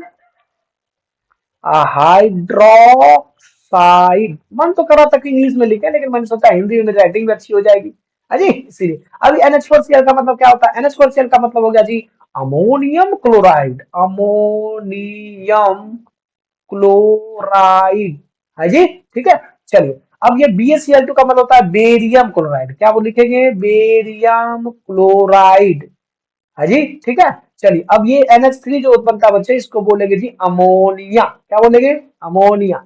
अब ये हीट, बच्चे पॉलिटेक्निक का क्वेश्चन था, है ना, जो बच्चे पॉलिटेक्निक वगैरह करना चाहते हैं उसके लिए ये क्वेश्चन बड़ा इंपॉर्टेंट बन जाता है। अगर हम पॉलिटेक्निक की बात करें, तो पॉलिटेक्निक में ये अगर आप H2 को इस तरफ लेके जाए, तो यहाँ पर आपका H2 बन जाएगा, अगर आप इसको इस तरफ लेके जाते हो, यानी लेफ्ट साइड में, यानी अभिकारक की तरफ में, तो यहाँ पर पॉलिटेक्निक क्वेश्चन था, इसमें दे दिया और ये अभिक्रिया पूछा है कि कौन सा अभिक्रिया है, क्या फिजूल का बात पूछा हमारे बच्चों से, बताओ, हैं, हमारे बच्चे से फिजूल की बात पूछ दिया। भाई ये हीट इस तरफ लेके जा रहा है तो माइनस हो रहा है, इस तरफ लेके जाएगा लेफ्ट साइड में स्वाभाविक प्लस हो जाएगा, तो कौन सा अभिक्रिया बनेगा बच्चों, जल्दी बता दो कमेंट में, ऊष्मा शोषी अभिक्रिया। ऐसे ऐसे क्वेश्चन पूछते हैं हमारे पैरामेडिकल वाले सब और ये पॉलिटेक्निक वाले सब, है ना। चलिए फिलहाल के लिए बात करें कि ये अभिक्रिया बना कैसे है, थोड़ा सा इस पर तो चर्चा कर लिया जाए, तो बात करते हैं चर्चा अभिक्रिया पर, क्या नाम दिया, चर्चा अभिक्रिया पर, है ना। चलिए अब इसकी बात करते हैं, BaOH, कुछ मत लिखो, यहाँ पर लिखो जी Ba, यहाँ लिख दो जी OH। अब इसकी बात करते हैं, तो यहाँ पर क्या बात बनेगा बच्चे, यहाँ पर कहते हैं जी NH4 और यहाँ पर कहते हैं जी Cl, बच्चा बाटे, यहाँ पर हो गया बेरियम प्लस OH माइनस, यहाँ पर होता है क्लोरीन माइनस, यानी ये बन जाता प्लस, ये किसके साथ जाएगा, बोलो फटाफट से जाएगा जी माइनस के पास, और यहाँ पर NH4 है और ये OH है, यहीं पर सबसे बड़ा खेल है, ये हाइड्रोक्साइड है, यानी हाइड्रोक्साइड की बात करते हैं बच्चों, तो यहाँ पर देखिए हाइड्रोनियम आयन की बात आती है तो H प्लस आता है, और यहाँ पर बेस की बात आ जाती है तो OH की बात आती है बच्चों, यहाँ पर थोड़ा ध्यान दीजिएगा, यानी अम्ल और क्षारक, तो ये क्या बन गया आपका, ये बन जाता है जी क्षारक, है ना। अगर सोचो अब NH4 है, इसको ले लो, तो नाइट्रोजन और किसके साथ, हाइड्रोजन का एक H बाहर निकाल लो जी, एक H बाहर निकाल दो तो क्या बनता है, NH3 बन जाता है, ये हाइड्रोजन इसके साथ जब जुड़ेगा, यानी H प्लस और OH माइनस, क्या ये बचपन से नहीं देखे हो, क्या बन जाता है जी, H2O नहीं बनता है जी, यानी H प्लस और OH माइनस मिलकर क्या बन गया, H2O, तो यहाँ पर क्या बन गया, H2O बाहर निकल रहा है, लेकिन H2O किस फॉर्म में बन जाता है, बर्फ बर्फ ठंडा ठंडा, ऐसा बर्फ बर्फ, ठंडा ठंडा, ये जम जाता है। और जैसे जमेगा तो ये क्या बन गया, अमोनिया। अमोनिया गैस कितना होता है, एकदम चिल्ड होता है, बहुत ही ठंडा, इसीलिए बर्फ की तरह एकदम लेयर करता है। तो ये वहां से H plus O H minus निकल जाता है बाहर। आपके पास बचा कौन, Ba, और बनिए कौन सा, यानी Ba और Cl। आइए ना यहाँ पर देखते हैं Ba का, Ba और ये Cl। Ba का जो हो जाता है जी, इसका वैलेंसी हो जाता है जी +2, क्लोरीन का होता है -2, क्रॉस मल्टीप्लाई करिए क्या बन जाएगा जी, BaCl2। और देखिए तो क्या यहाँ पर नहीं लिखे हैं, ये देखो तो, है ना बात सही। तो यहाँ पर क्या बात बन रहा है, यानी कह सकते हैं BaCl2 यहाँ पर बन गया किसका, यानी बच्चों ये बन गया आपका ऊष्मा शोषी अभिक्रिया। चलिए एक लास्ट की बात कर लेते हैं बच्चों, है ना, यानी अभिलक्षण की बात कर रहे हैं हम लोग। लास्ट लास्ट अभिलक्षण क्या है, चलिए लास्ट अभिलक्षण है आपका, यह है अवक्षेप का बनना। 5वां नंबर, किसका बनना, अवक्षेप का बनना, अवक्षेप का बनना। यानी अवक्षेप का मतलब क्या हो जाता है, यहां कह सकते हैं formation of PPT, FORMATION, formation of PPT. अब पीपीटी का मतलब क्या होता है, प्रेसिपिटेट, PRECIPITATE, यानी कह सकते हैं बच्चों फॉर्मेशन ऑफ पीपीटी, प्रेसिपिटेट की बात आती है। अच्छा प्रेसिपिटेट होता क्या है भाइयों, होता क्या है, रासायनिक अभिक्रिया के दौरान, अपने मन से लिख लेना, मैं थोड़ा सा बोल रहा हूँ, रासायनिक अभिक्रिया के दौरान जब आप क्या करते हो, यानी तनु, यानी कह सकते हो उसमें, और यानी डाइल्यूट और एसिड को, जब आप पानी में किसी अम्ल को मिलाते हैं, किसके साथ, जल में किसी, किसको बच्चे, यानी अम्ल को मिलाते हैं, या फिर अम्ल में कोई, यानी रासायनिक अभिक्रिया के दौरान, छोड़ ये सब इतना मत लिखो, सीधा लिखो रासायनिक अभिक्रिया के दौरान जो ठोस पदार्थ का निर्माण हो, रासायनिक अभिक्रिया के दौरान जो क्या हो जाए, मैं लिख देता हूं, अवक्षेप का बनना का मतलब क्या होता है, रासायनिक अभिक्रिया के दौरान, यानी ठोस पदार्थ का बनना। हाजी, रासायनिक अभिक्रिया के दौरान ठोस पदार्थ का बनना क्या कहलाएगा, अवक्षेप कहलाता बच्चों। अब जैसे ही अवक्षेप बन जाता है ना, तो यहाँ पे छोटी सी बात आती है, थोड़ा रासायनिक अभिक्रिया से देख लिया जाए क्या अवक्षेप का बनना। तो ये बात थोड़ा सा अवक्षेप का बनना का, जैसे मान लीजिए क्या किए हम, एक छोटा सा काम करते हैं कि किसी बीकर में थोड़ा सा क्या लिखे हैं, जल ले लेते हैं, बीकर में थोड़ा सा, ये मान लीजिए एक बीकर है, हाँ चलिए एक बीकर बना लेते हैं, ठीक है। और इस बीकर में मान लीजिए, अरे कैसा बीकर बन गया, है ना, थोड़ा सा बीकर अच्छा बनाया जाए ताकि आपको भी अच्छा लगेगा, हमें भी तो अच्छा लगेगा। चलिए ये देखिए सीधी लाइन एकदम खिंचाया नहीं जा रहा है, पता नहीं क्यों। चलिए ये बीकर हो गया, अब इस बीकर में ना हम क्या कर दिए, थोड़ा सा इसे पानी डाल दिए, है जी, ये हो गया पानी, पानी हो गया जी। चलिए पानी पानी हो गया, थोड़ा सा पानी डाले। अब पानी डालने के बाद यहाँ पर क्या करते हैं, इसका क्या नाम दे देंगे जी, इसका नाम देंगे जी थोड़ा सा पानी डाले। अब इसमें ना थोड़ा सा हमने क्या ऐड करा, हमने इसमें थोड़ा सा नमक का, नमक बना देते हैं जी, क्या बोल दिए, नमक। तो ये किसका घोल हो गया, नमक का घोल। ये क्या बन गया, ये बन गया नमक का घोल। क्या बन गया, नमक का घोल। और जैसे नमक का घोल होता है, इसमें हम लोग सिल्वर डाल देते हैं जी, क्या देंगे, सिल्वर नाइट्रेट। देखिए सिल्वर नाइट्रेट डालिए इसके अंदर, सिल्वर नाइट्रेट, क्या डालेंगे, सिल्वर नाइट्रेट, सिल्वर नाइट्रेट। बच्चों अगर सिल्वर नाइट्रेट की बात करते हैं ना, तो सिल्वर नाइट्रेट क्या बनेगा, बोलो जल्दी से, AgNO3, AgNO3, है ना बात सही, सिल्वर नाइट्रेट। और अगर हम बात करते हैं कि नमक का घोल मतलब NaCl, आइए जब क्रिया कर लेते हैं तो क्या बनेगा, NaCl, यानी ये बन जाता है जी अब ठोस। और जैसे इसके अंदर डाले AgNO3, AgNO3, जैसे अभिक्रिया करेंगे ये अभिक्रिया बन क्या बन जाएगा, ये बन जाएगा जी AgCl। हाजी बना के दिखाए क्या, बना के दिखाए, अरे यार Na plus Cl minus, Ag plus, NO3 minus, plus को माइनस के पास ले जाओ तो क्या बनेगा जी, ये बन जाएगा आपका, चलिए प्लस को माइनस के पास लेके जाओ, NaNO3 क्या बन रहा है यहाँ पर, ये बन जाएगा NaNO3, प्लस बोलिए कौन, Cl और Ag, तो बन जाएगा जी AgCl। और AgCl जो बनेगा ना बच्चे, ये अवक्षेप बनेगा, ये नीचे की तरफ तीर लगेगा, कहाँ लगेगा, नीचे, यानी ये बन जाएगा अवक्षेप, यानी कहते हैं पीपीटी का फॉर्मेशन, अवक्षेप बन के तैयार हो गया। मतलब क्या होता है, इस बीकर के अंदर थोड़ा सा पानी डाले, थोड़ा नमक डाले, तो ये हो गया नमक का घोल, और नमक के घोल में जैसे सिल्वर नाइट्रेट डालते हैं, तो यहाँ दही के तरह क्या होता है, यहाँ पर जैसे दही नहीं जमता है, इस दही की तरह क्या हो जाता है, ये आराम से सिल्वर क्लोराइड बन जाता है। दही की तरह कौन बना, सिल्वर क्लोराइड, सिल्वर क्या लिखेंगे, सिल्वर क्लोराइड, सिल्वर क्लोराइड कौन जम गया, सिल्वर क्लोराइड, सिल्वर क्लोराइड का फॉर्मेशन हो जाता है ना। तो यहां पर ये बातें थी।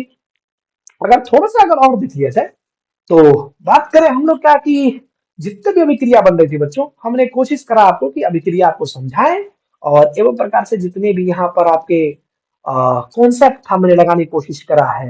आई होप आपको समझ में बहुत बढ़िया तरीके से आया है। नहीं आया है, फिर से मोबाइल उठाइए, मैसेज करिए, आपके सेवा में बंदा हाजिर है ना। फिलहाल के लिए आज यहीं पर रखते हैं। नेक्स्ट लेक्चर में हम लोग रासायनिक अभिक्रिया के प्रकार की बात करेंगे, है ना। तब तक के लिए अलविदा, ओके बाय एंड टेक।